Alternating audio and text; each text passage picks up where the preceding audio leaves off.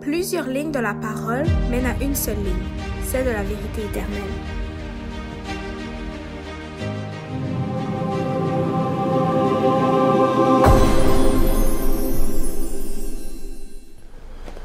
Alors, bonjour à tous et bienvenue à cette émission, à cette nouvelle leçon, le nouveau trimestre de l'école de sabbat, à savoir l'Épître aux Philippiens.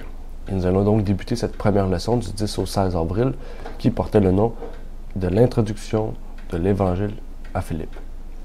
Donc, nous allons parler et introduire donc cet Évangile de Philippe sans pourtant y toucher au livre des Philippiens. Et donc, je vous prie de prendre votre guide de l'école de sabbat pour ceux qui l'ont, ce guide vert. Pour ceux qui ne l'ont pas, vous pouvez aller le télécharger ou vous l'acheter, vous le procurez en ligne sur le site lignedeverité.com. Ou sinon, on vous prie de prendre votre Bible en main parce que nous allons utiliser la Bible pour pouvoir feuilleter, découvrir et apprendre davantage qu'est-ce qu'il y en est avec ce livre et son épître aux Philippiens. Donc, aujourd'hui, dans cette émission Allons à l'école de sabbat, je vous souhaite bonne étude et surtout bonne écoute au travers de cette émission.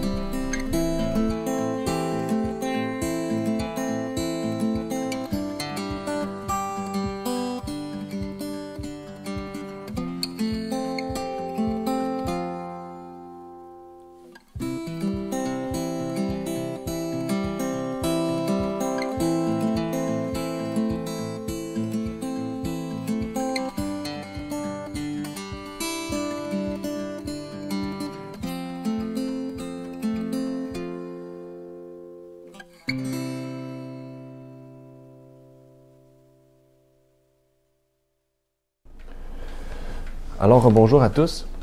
Comme vous avez vu peut-être dans l'introduction, donc aujourd'hui nous allons débuter ce nouveau trimestre sur l'Épître aux Philippiens. Donc, je suis content de pouvoir commencer ce livre-là parce qu'encore une fois, le livre de Jacques, c'est un livre qu'on n'a pas étudié. En fait, personnellement, c'est un livre que, peut-être dans les écrits d'Ellen White, peut-être en le lisant, on a pu comprendre certaines choses, mais on n'a jamais étudié ce livre-là. Et personnellement, je n'avais jamais étudié ce livre-là ligne sur ligne, comme on peut le voir, comme on a fait en fait dans la leçon dernière, le trimestre dernier. Et encore une fois, aujourd'hui, on étudie Philippiens. Encore une fois, c'est un livre qu'on n'a pas étudié ligne sur ligne. On ne l'a jamais fait, verset par verset, où on peut dire. Et pas seulement, c'est un livre que je n'avais jamais étudié encore une fois. Donc, je suis content de pouvoir découvrir avec vous ce livre-là, de pouvoir apprendre à mieux le connaître. Et surtout de passer au travers son côté historique, son côté aussi à mieux comprendre comment Paul l'a écrit dans la situation de Paul. Et donc de pouvoir voir et comprendre qu'est-ce qu'il y en est. Et désolé, ce trimestre-ci, il y a eu, pour ceux qui peut-être le voient en PDF, il y a eu quelques petites erreurs. Donc, au fur et à mesure, on va mettre à jour le PDF. Donc, on a déjà vu certaines erreurs qui ont été glissées. Okay? Donc, il y a eu quelques petites erreurs. On a eu des problèmes aussi beaucoup avec l'impression. Donc, on ne sait pas pourquoi. Le trimestre de Philippiens a été un peu plus difficile à pouvoir produire. Donc, on espère ne pas avoir ces mêmes problèmes-là le trimestre prochain. Et aussi, pour ceux et celles qui peut-être ne l'avaient pas vu, mais on a une introduction. Donc, pour ceux peut-être qui ne le lisent pas, je vous prie de pouvoir le lire. L'introduction, vraiment, nous permet d'entrer directement dans le but du trimestre, en fait. Et même à la fin, on a ici, justement, une liste d'ouvrages que l'on vend. Donc, on fait ça à cette heure, on met les ouvrages à la fin, parce que les pionniers, c'est ça qu'ils faisaient, mis à part qu'ils ne mettaient pas les images et qu'ils avaient beaucoup plus d'ouvrages. Donc, au fur et à mesure qu'on aura des nouveaux ouvrages, on va mettre les ouvrages en vedette ici, les plus importants, puis les autres petits ouvrages qu'on vend ici. Donc, le mois dernier, au mois de mars, on a sorti le livre « Le cheval de Troie moderne », que l'on vend 3,50. Donc, c'est un petit ouvrage vraiment. Le prix qu'on vend, c'est le prix d'impression. Donc, le prix d'impression se tourne autour de 3,20, etc. Donc, c'est à peu près 3,50. Donc, c'est un petit ouvrage d'une trentaine de pages, mais qui est très intéressant. Et, comme vous le savez, vu qu'on n'a pas les droits de pouvoir le vendre, donc on le vend au prix d'impression, puisque l'auteur nous a permis de pouvoir le distribuer et le vendre au prix d'impression. Donc, le PDF est disponible gratuitement. Donc, on a mis Cheval de Troie, assembler les pièces. Ce sont 2 livres qu'on a reçus les droits de publication. Donc, on les publie, on les partage. Puisqu'on les a traduits aussi, donc, on les revend au prix d'impression avec un petit 10% de différence, on pourrait dire, que légalement, on a le droit de pouvoir faire.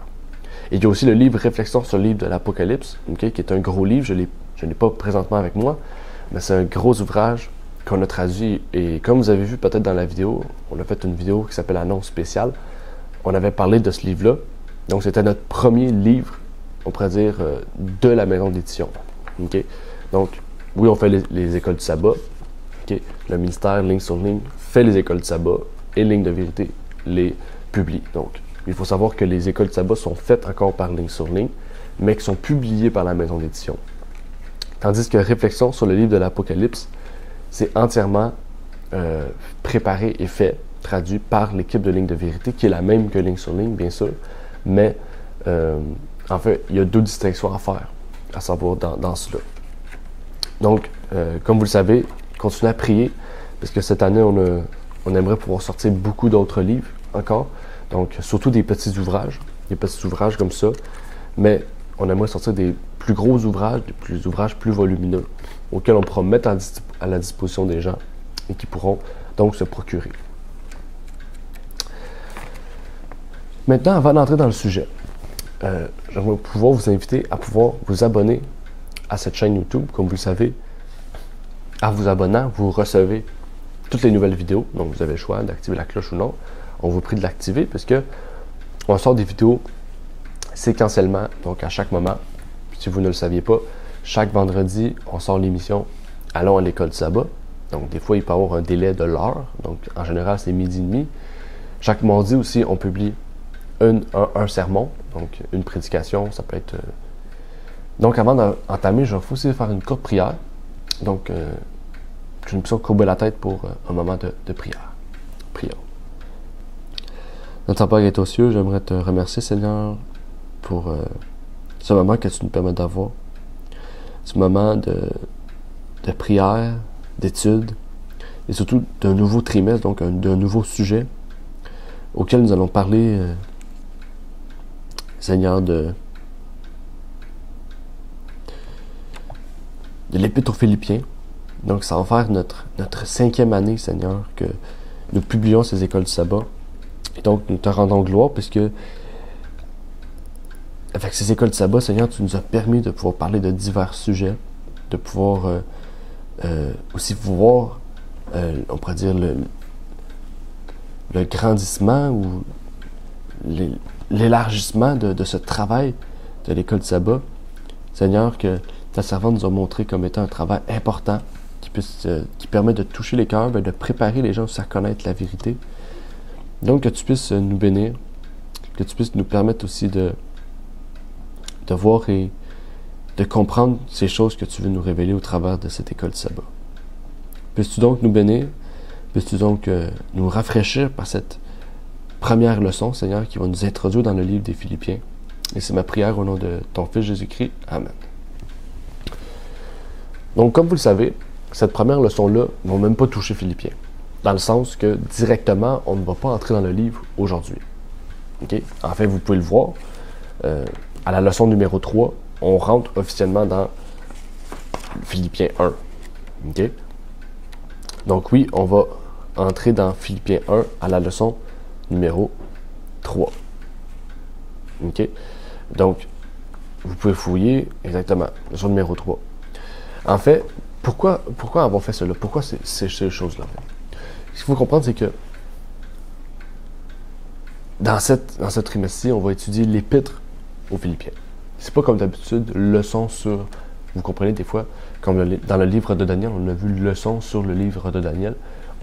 En fait, ça, quand on voit leçon, c'est en fait que la leçon a été préparée pour prendre les grandes lignes du livre de Daniel. Si on ferait une étude exhaustive, seulement ça aurait pris 2 trimestres, ou peut-être 3, pour étudier le livre. Mais ici, on écrit épître. Donc, ça veut dire qu'on va vraiment étudier de fond en comble l'Épître aux Philippiens. Aussi parce que c'est un petit livre, comme Jacques, c'est 5 chapitres. Donc, on peut prendre le temps de bien étudier, de bien comprendre. Des fois, on passait 2 à 3 leçons par chapitre. Et dans ce trimestre-ci, on va faire à peu près la même chose. On va passer 2, 3 fois sur le même chapitre aussi pour étudier qu'est-ce qu'il y en est. Les livres des Philippiens, voyez-vous, c'est un livre que Paul a écrit. Un livre donc qui va être, puisque Paul est souvent axé sur la foi, et donc c'est un livre, on pourrait dire, pas qui est moins profond, mais peut-être qui est moins prophétique, qui est moins axé sur quelque chose qui va nous pousser à une réflexion, ou on pourrait dire qui va nous pousser à peut-être réfléchir comparativement à l'Apocalypse, auquel on a des symboles un peu partout, des choses à aller fouiller, beaucoup d'informations. Philippiens, ça va être un livre qui va beaucoup nous centrer sur la vie du chrétien, beaucoup nous centrer sur le côté aussi de l'Église, en fait. Okay? La structure de l'Église, etc., de l'organisation aussi. Et donc, c'est un ouvrage tout autant important, dans le sens justement qu'on va devoir étudier davantage la foi. Okay? Un peu comme Jacques. En fait, Jacques, c'était un livre qui était moins profond, donc c'est pour ça que les leçons étaient un peu plus petites, comparativement à l'année dernière, auquel on a étudié l'Apocalypse, on a étudié Daniel. C'était des ouvrages qui nous poussaient vraiment à une réflexion profonde, même si c'était des leçons, comme on peut appeler. C'était leçons sur le livre de l'Apocalypse, donc c'était des grandes lignes de l'Apocalypse. Comme vous le savez, on a un livre sur l'Apocalypse, écrit par Uriah Smith. Ce livre-là est exhaustif, donc il vous permet d'approfondir votre connaissance sur l'Apocalypse. Et c'est un livre, un gros livre, c'est pas le plus gros livre, ben, c'est le plus gros livre qu'on a écrit en ce moment, qu'on a traduit. Si je ne me trompe pas, il y a 387 pages. Mais on travaille sur un autre livre en ce moment qui va peut-être avoir le double de pages, donc qui va être un gros ouvrage aussi sur le sujet. Donc, revenons à l'idée justement de Philippiens. Philippiens, okay, c'est basé sur la lettre de Paul qui a été écrite à Philippe. Philippe étant la ville, Philippiens étant les personnes y vivant. L'épître aux Philippiens a été écrite justement quand Paul était en prison. Donc c'est une épître, comme je vous ai dit, qui va être moins personnelle. Ça va plus être interpersonnel et moins personnel. Pourquoi? Parce que Paul n'est pas personnellement avec l'Église de Philippiens. Il connaît l'état de l'Église, puisqu'il y a déjà été auparavant, mais les événements qu'il rencontre dans l'Épître aux Philippiens, c'est des événements qui sont rapportés par celui qui va lui rapporter ces événements. Donc, c'est difficile de vraiment de voir, en fait, qu'est-ce qu'il y en est de ce sujet. Il faut sûrement voir aussi, justement, que dans cette première leçon, on va beaucoup étudier l'origine de l'Évangile à Philippe, l'origine aussi de son épître aux Philippiens, qui justement, comme vous allez le voir, c'est un endroit qui était très, on pourrait dire, froid par rapport à l'Évangile. Quand je dis froid, c'est que, on va voir dans la leçon, okay, que la première fois que Paul va à Philippe, il finit en prison. Okay? Donc c'est un endroit qui est très froid, parce que c'est un endroit sûrement qui est dirigé par les Romains, dirigé par l'argent, etc. Donc, ils ne veulent pas vraiment des personnes qui viennent détruire leur commerce, qui viennent semer le trouble, même si on l'a vu avec Paul, dans Philippe, qu'il n'a pas du tout fait cela, en fait. En fait, on pourrait se poser comme question, est-ce que Paul a reçu un appel précis pour aller à Philippe? En fait, Paul n'a pas reçu d'appel précis pour aller à Philippe. Il a reçu un appel précis pour aller en Macédoine. Mais la Macédoine, c'est grand. La Macédoine, c'est vaste. Et, par exemple, la Thessalonique, okay, qui était la capitale de Macédoine, ben, se trouve, comme je viens de le dire, se trouve en Macédoine. Donc, la prophétie pourrait s'accomplir par Philippe ou par Thessalonique. On y voit en fait que Dieu ne voulait pas amener Paul à une place précise. Dieu a dit à Paul, va en Macédoine, il est allé en Macédoine, et les endroits où est-ce qu'il allait, en fait, son discernement allait le pousser à voir qui avait besoin de l'Évangile. Quand il est arrivé sur le bord de l'eau, il a vu la femme Lydie, il a vu cette femme prier, craigner Dieu, il lui a parlé de la parole, elle l'a accepté. Son discernement l'a poussé à aller voir cette personne-là. Okay? Le discernement qu'il reçoit et qu'il a reçu par le Saint-Esprit, bien sûr. Il faut comprendre que Philippe, en fait, c'était la première ville du district de Macédoine. Donc, il y avait des districts en Macédoine. Philippe était la première ville, en fait, que tu devais passer pour continuer ton chemin pour aller en Macédoine. Oui, bien sûr, il y avait Néapolis, comme on l'a vu auparavant. mais Néapolis, c'est un port. Okay? Donc, si vous lisez Acte 16, vous allez voir que dans Acte 16, il passe par d'autres villes. Les autres villes, c'est des ports maritimes, donc, oui, qui sont en Macédoine, mais qui ne sont pas des villes strictement au terme fixe. La vision, on pourrait dire, trouve son accomplissement ou commence à trouver son accomplissement quand il se rend à Philippe. Par la suite, il se rend à Thessalonique, aussi qu'on a un épître sur Thessaloniciens, qu'on pourrait étudier. Okay? Il faudrait fouiller dans on pourrait dire les ressources des pionniers, savoir est-ce qu'ils ont fait une école sabbat sur le sujet. Mais comme vous le savez, on a déjà prévu toute cette année avec l'école sabbat. Et donc, ça va vraiment être des sujets intéressants. Et avec Paul, quand on voit l'acte 16, c'est la première fois qu'on entrevoit Timothée aussi, auquel qui va être formé par Paul, qu'on le retrouve aussi au fur et à mesure de ses épîtres, au fur et à mesure que le temps avance. Mais il y avait aussi Silas. Okay? Silas, si je ne me trompe pas, c'est lui qui l'avait accompagné quand Barnabas avait décidé de de se séparer de Paul. Je suis plus exactement sûr si c'était cela, parce que je sais que Jude aussi a travaillé un peu avec Paul pendant un certain temps, quand il y a eu le débat, par exemple, au concile de Jérusalem. Okay? Il avait envoyé Jude dans le nord, justement, dans le nord de Jérusalem, auquel, justement, il avait pu parler, et Paul avait vraiment apprécié sa présence. Donc, je pense qu'il avait travaillé avec lui, mais je ne sais pas si c'était Jude et Silas qui étaient ensemble, qui étaient partis ensemble, qui avaient décidé de prendre Silas au lieu de Jude. Il faudrait revoir l'histoire exactement. Mais je sais que c'était un compagnon qui était... C'était pas le premier compagnon de Paul, okay, parce qu'il y a eu Barnabas auparavant et même Jean-Marc. Par la suite, il y a eu Luc aussi. Parce que n'oubliez pas, Luc, dans Actes, si vous voulez étudier Actes en 2020, si je ne me trompe pas, oui, 2020, on a étudié le livre des Actes pendant 1 an. Okay? 1 an. C'était pas une leçon sur le livre des Actes, c'était le livre des Actes. On a fait verset par verset. C'était très long, mais pour vrai, c'était une des meilleures années pour l'école du sabbat. Et dans ce livre-là, on étudie le fait que Luc, la façon que Luc écrit Actes, des fois, il s'introduit dans le groupe, des fois, il ne s'introduit pas. Parce que des fois, il est présent comme il n'est pas présent. Okay? Donc, il faut voir la structure de la phrase pour savoir s'il est présent ou non. Donc, il faut savoir qu'il était quatre personnes à partir. Timothée en formation, Luc qui relatait les faits, okay, qui était déjà un fervent serviteur du Seigneur, et Silas aussi qui était, on pourrait dire, il y avait déjà une certaine expérience dans le milieu. Si on rentre dans le côté de Philippe, Philippe c'était une ville habitée, okay, qui avait une très forte hausse d'habitation, donc de personnes qui y habitaient, mais depuis un certain temps, c'était contrôlé par les Romains. Dans la note, on y trouve ce fait-là. On y trouve le fait que, oui, des Romains y habitaient, mais au fur et à mesure que les Romains y habitaient, il y avait des hommes riches qui y habitaient, et à cause que les hommes riches y habitaient, les Romains ont décidé de prendre le contrôle de la ville. Ça veut dire le contrôle administratif de la ville. Okay?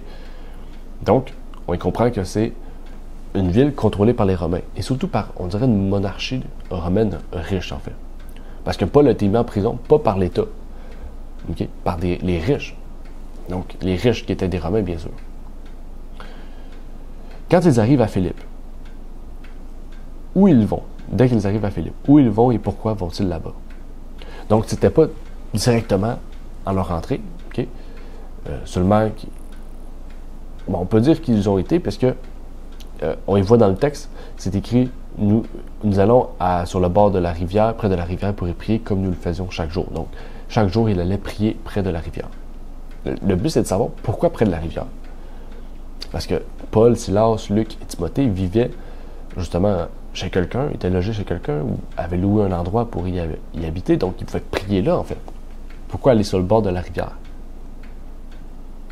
En fait, on y trouve un exemple intéressant.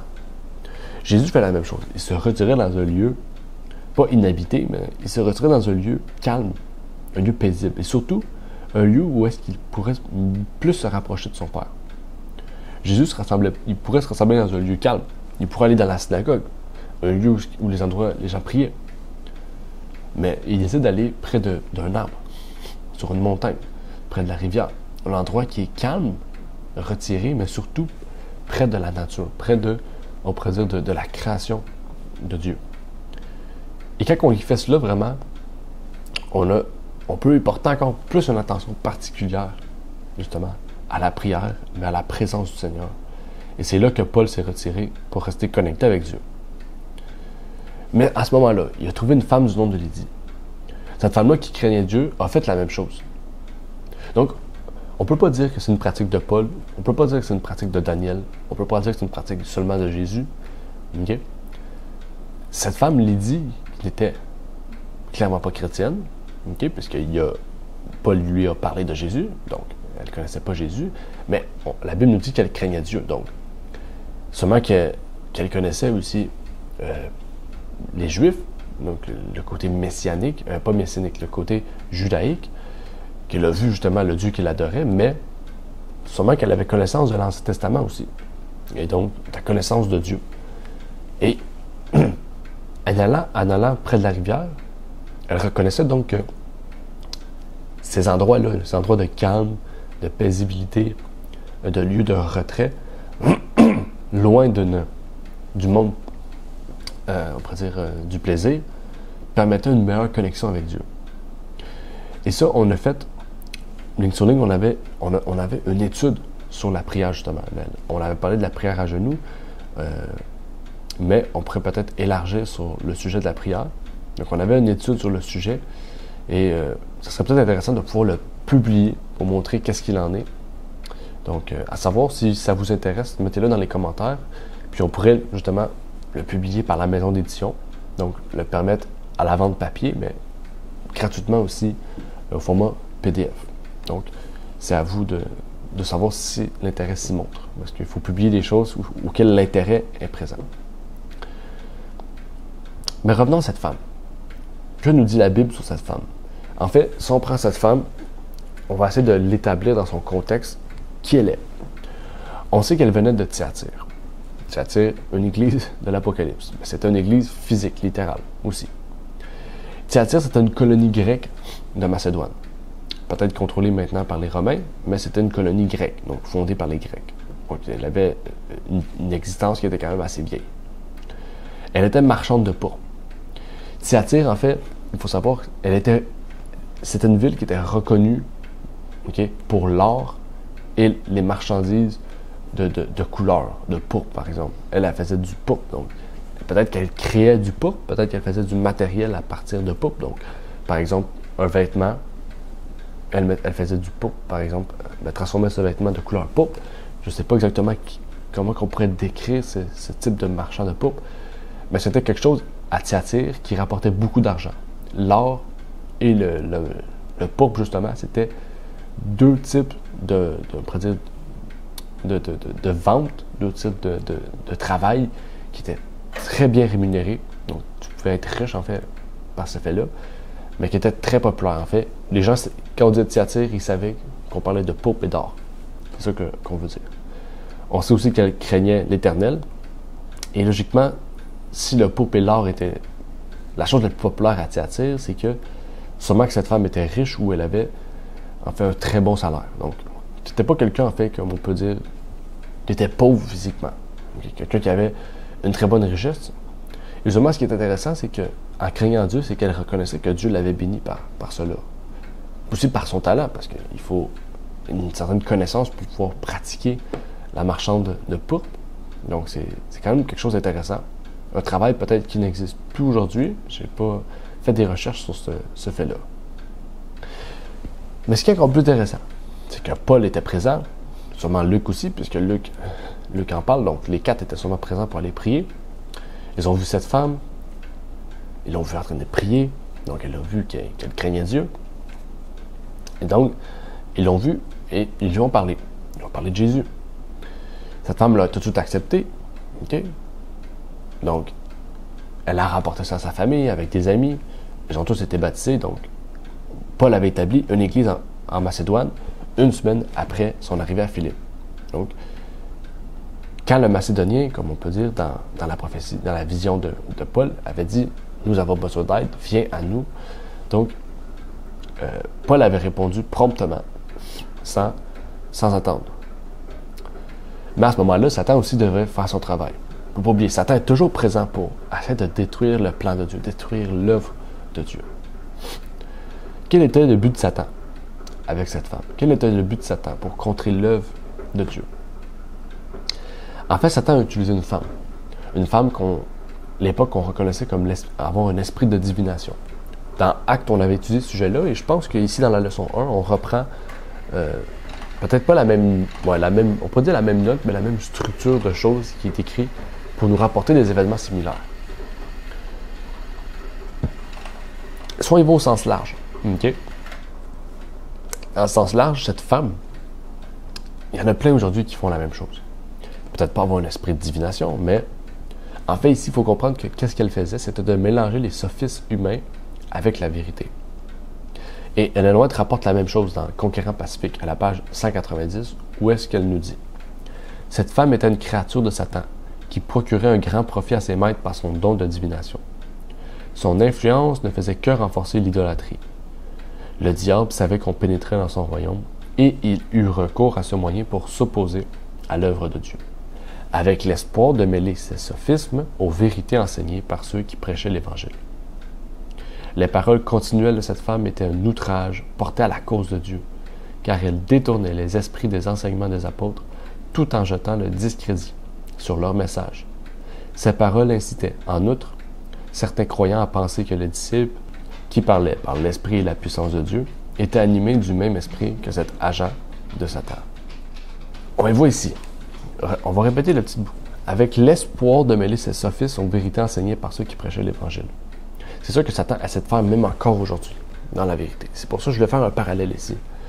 Où cette femme ne fera certainement pas la même chose qui est faite aujourd'hui pour mêler les sophismes à la vérité, parce que à l'époque, l'esprit de divination, c'était quelque chose d'extraordinaire. Mais aujourd'hui, on va essayer de faire quelque chose de similaire. Mêler les sophismes humains. Par exemple, dire que depuis la mort de Jésus, il y a seulement la grâce, il n'y a plus de doigt. Ça, c'est un sophisme humain. Un sophisme humain, okay, on pourrait même voir la définition de sophisme, mais un sophisme humain, c'est quelque chose qui, en fait, est absurde. Okay? Les sophismes sont des erreurs de raisonnement utilisées la plupart du temps involontairement, mais parfois volontairement pour semer la confusion chez son interlocuteur. Donc, c'est ça, en fait. Quelqu'un qui présente un sujet en lien avec la Bible, il faut comprendre. Quelqu'un qui se dit être chrétien présente des sujets sur la Bible, mais que ce qu'il dit n'a pas un soutien biblique. Donc, il vient semer la confusion dans la Bible à partir de quelque chose qui n'est pas biblique. La Trinité, le dimanche, la non-immortalité de l'âme, etc. La plupart des fausses doctrines, des théories même qu'on peut émettre, sont des sophismes. Et donc, qu'est-ce qui arrive en fait? Si, par exemple, on va prendre l'exemple de Paul et eux, les autres apôtres, si ces personnes-là auraient accepté cette femme, qu'est-ce qu'elle aurait dit? Parce qu'elle disait la vérité. Mais qu'est-ce qu'elle faisait était faux. S'ils seraient unis avec elle, par exemple, accepté. Et si on prend pour nous aujourd'hui, la même chose, comment ça serait passé en fait? Encore une fois, Ellen White nous dit dans Reflecting Christ, page 218, le même danger existe aujourd'hui. L'ennemi essaie d'introduire ces sophismes par l'intermédiaire de ceux qui devraient être à genoux devant Dieu, priant pour comprendre ce que disent les Écritures, afin qu'ils puissent résister aux mauvaises influences qui remplissent le monde. Dieu désire que le sophisme scientifique soit purgé de chaque cœur. Il désire que nous réprouvions toute idée mauvaise, toute œuvre mauvaise. Si nous permettons que de telles idées ne soient pas réprimées, nous devrons en subir les conséquences. Dieu veut que nous allions à lui pour trouver la lumière et que nous portions sa présence avec nous partout où nous allons. Ça dit, Dieu essaie d'introduire ses offices par l'intermédiaire de ceux en fait qui devaient prier pour comprendre la Bible. Ça veut dire que les gens qui ne comprennent pas la Bible, qui vont énoncer des théories, parce que dans leur conscience, Satan entre et essaie de créer des théories, ben, va faire en sorte qu'on ne se tourne plus vers la Bible, qu'on se tourne vers notre conscience. Et Satan, c'est là qu'il prend possession aussi de nous pour nous faire dire des choses qui ne devraient pas exister. En fait, on va arrêter là pour aujourd'hui. En fait, la leçon, oui, retraçait, on pourrait dire plus précisément l'histoire de Acte 16. Je ne voulais pas faire ce sujet-là parce que, eh bien, la leçon le fait très bien. Aussi parce que dans Acte, justement dans les trimestres de l'école de sabbat sur Acte, il y a une leçon qui est dédiée sur le sujet. Donc, vous pourrez aller fouiller sur le site Ligne de vérité dans les trimestres sur le Acte. Donc, prenez, je pense, c'est le 2e ou le 3e trimestre, okay, auquel on parle du chapitre 16. Donc, vous allez prendre le 2e ou le 3e trimestre, vous allez à la leçon du chapitre 16 et vous pouvez lire les questions. Vous allez voir que c'est très près de ce qu'on a vu à la première leçon, même si dans cette leçon-là, on parle précisément du cas de Philippe. Et Acte 16 ne parle pas seulement de ce cas-là. Donc, je trouve ça intéressant que, en fait, les pionniers aient pensé à pouvoir faire 2 leçons pour nous introduire réellement dans l'histoire des Philippiens, l'Épître aux Philippiens. Ça nous prouve réellement que le livre des Philippiens est important à comprendre. Okay? Donc, le livre des Jacques aussi est important à comprendre, Philippiens est important à comprendre. Toutes les écoles de sabbat qu'on étudie, c'est des écoles de sabbat que les pionniers ont montré une importance à l'étude. Okay? Donc, il faut en comprendre une leçon importante pour la fin des temps. Donc, que vous puissiez vous le procurer, que vous puissiez étudier et que nous puissions avancer pour mieux comprendre. Et moi aussi, je vais apprendre avec vous cette leçon et cette étude sur les Philippiens. Appel du jour. L'appel du jour, ça a été difficile un peu à le trouver, mais vers la fin, c'est là que j'ai commencé à voir qu'est-ce qu'il en était. Dieu veut nous montrer, justement, que quand Dieu nous assigne une tâche, il veut qu'on soit prompt à la faire. OK? Prompt à la faire, mais comme Paul le fait, quand il s'est levé, il a essayé de comprendre la vision, et quand il a compris, il est allé faire ce qu'il avait à faire. Mais aussi, vers la fin, on a vu qu'on parlait des sophistes des hommes. Et Dieu nous appelle à ne pas accepter le sophisme des hommes. Il veut que nous demeurons fermes dans la vérité, comme Paul a fait face à Satan. La femme disait vrai, mais le fait qu'elle pratiquait la divination, est-ce que ça rendait cette femme-là pure, vraie, pour la cause de Dieu? Il y a des personnes qui disent la vérité, mais qui ne sont pas dans la vérité. Il faut comprendre. Je peux dire d'accepter le sabbat, mais si je ne pratique pas le sabbat, OK? Donc, dire, je suis d'accord avec ces personnes-là pour le sabbat, mais vous ne pratiquez pas le sabbat. Ou, pendant ce cas-là, vous allez à l'église le dimanche. Est-ce que c'est réellement... Est-ce que vous êtes cette femme à l'esprit de divination qui reconnaissait ce que Paul, Silas, les autres faisaient? Et c'est ça, Dieu nous demande d'être droit. Et parce que Paul a été droit, eh bien, Philippe a pu grandir les mois suivants, les semaines suivantes même. Puisqu'ils ont vu cette femme-là avoir l'esprit de divination et maintenant, ils ne l'avaient plus. Donc, Paul a parlé personnellement à Lydie, qui a pu permettre peut-être à 15 personnes d'accepter, mais à cause du miracle qu'il a fait, une autre partie de la ville a accepté la foi. Tandis que s'il aurait refusé, peut-être que l'Église n'aurait jamais existé à Philippe et on n'aurait pas cette belle épître aux Philippiens. Donc, la parole de Dieu est un livre ouvert, un livre qui nous apprend toujours, il va toujours nous apprendre quelque chose. Et donc, je vous prie de porter attention, de prier Dieu pour qu'il puisse vous guider. Et c'est ma prière, donc, que nous puissions prier sur ce sujet. Et c'est sur cela que je vais vous laisser. Donc, prions.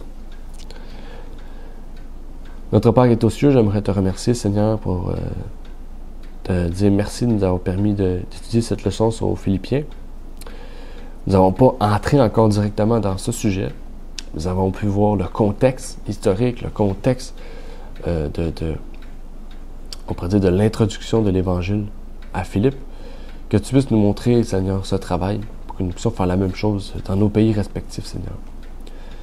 Peu importe où est-ce que nous sommes, il y a toujours un endroit auquel le message n'a pas été apporté et qui Dieu nous appelle peut-être, comme ce Macédonien. Nous avons besoin de toi. C'est ce que le Macédonien avait dit. Que tu puisses donc nous montrer la voie à suivre, nous montrer qu'est-ce qu'il en est, Seigneur, avec ce livre des Philippiens. Que tu puisses nous guider au travers de ce trimestre, donc jusqu'en juin, Seigneur, dans l'étude de ce livre des Philippiens. C'est ma prière au nom de ton Fils Jésus-Christ. Amen. Merci d'avoir écouté cette vidéo. Pour plus de contenu, abonnez-vous sur notre site Internet. Il est également possible pour vous de nous suivre sur notre page Facebook et de nous contacter par email.